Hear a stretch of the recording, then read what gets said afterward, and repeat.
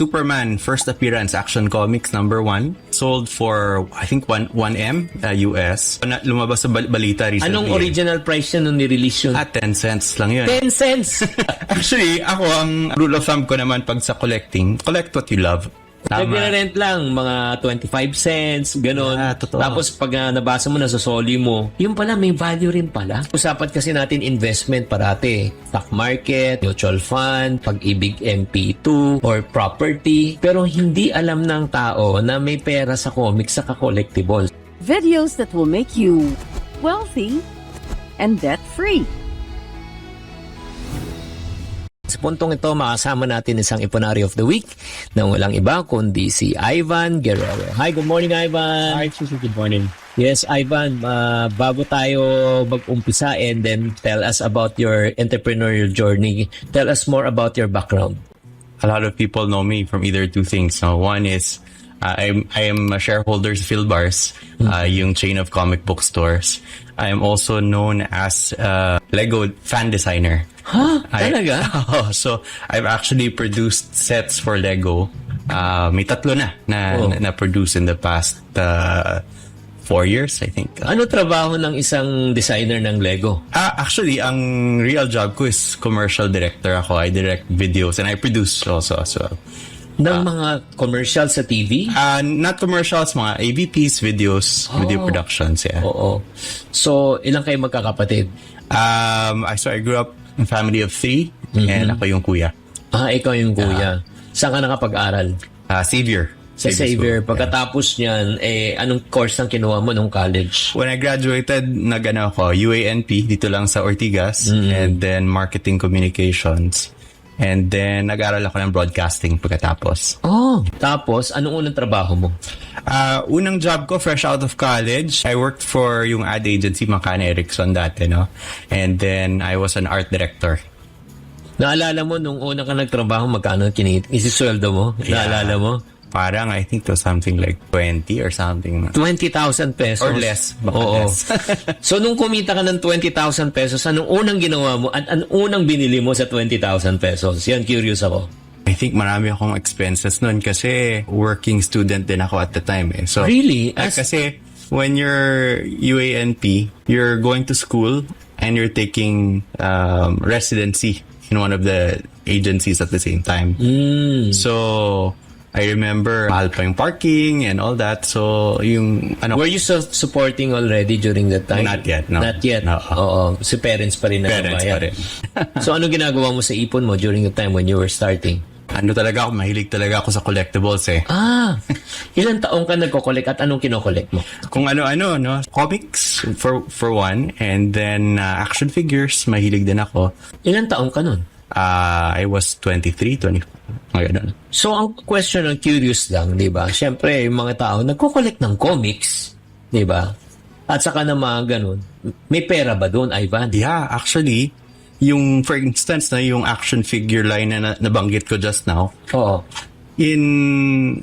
actually, matagal-tagal na rin kasi, 20 plus years na. So, yung value, nag-skyrocket na yung... Sige, bigyan mo kami ng perspective, no? Kasi ito lang mga kapatid, no? Yung mga nakikinig at nanonood ngayon. Pag pinag-uusapan kasi natin investment parati, stock market, mutual fund, or if not naman, pag-ibig MP2, or property, pero hindi alam ng tao na may pera sa comics, sa collectibles. Correct. So, yung sinasabi mo, anong... So, ang sample ko, so yung action figure line na Palisades, for instance, may binili akong playset at the time, so 2003, ang binayaran ko is about $80 to $100. $80 to $100.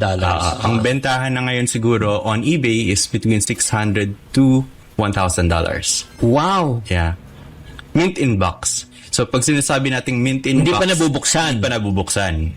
So, never pa siyang nahanginan outside of the box. Ikaw, nabuksan mo na ba? Yes. Actually, ako, ang rule of thumb ko naman pag sa collecting, collect what you love.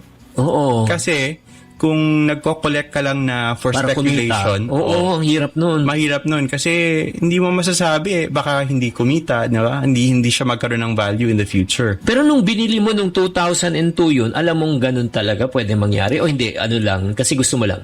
Well, number one, gusto ko talaga yung action figure line na yun. At number two, yung craftsmanship ng product was really good talaga. Masasabi mo yung painting, yung sculpting, yung production, high quality. So, yung mga hints na ganun, actually very good indicator na in the future magkakaroon ng fan base ito or collectors. Okay. Actually, another good example is Lego eh. Lego, yes. Oo. So, ang Lego, may trinatrack yan nila ang how much nag-i-increase ang value over a period of time. Now, let's move on to the comics.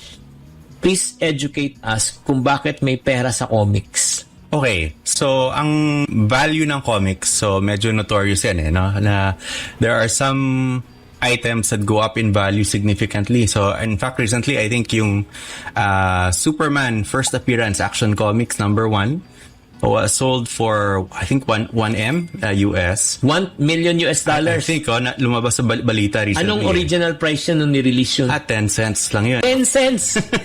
That's crazy. Pero ilang kopya nung nilabas nila? So, possibly marami, but since, pre-World War II ang Superman, hindi na talaga, wala nang actual copies masyado in the world. So, because of the scarcity and the significance of the story, syempre, maraming naghahanap ng copy nun. And that's why, of course, tumataas ang value. So, I think, first thing, comics na may first appearances, that's one of the major causes na nagkakaroon ng increase in value over time. Mga ka-friendship, imagine mo, no, kung meron na akong time machine, I go back in time, mamimili ako, tapos ibabaong ko lang yung Diba? Kasi nung panahon namin, ang form of entertainment is only TV and comics. Correct. TV and comics lang. So, inaabangan namin yun every week na maglalabas. Ito na, si Galema, si Zuma. I don't know kung ano mo yan ha. Si Zuma muna yun. Anak ni Zuma, si Galema. Tapos meron pa nga yung Hari Manok. Oo, yung parang inabangan talaga namin din yun. At hindi namin kayang bumili ng comics nung panahon na yun. Upa. Nagre-rent lang kami. Nagre-rent lang, mga 25 cents, ganun. Totoo. Tapos pag nabasa mo, nasosoli mo, parang ganun. Pero yun pala, may value rin pala. Great. Thank you very much, Ivan. I got educated right now with comic. Thank you very much. Maraming salamat, Kuya Ivan.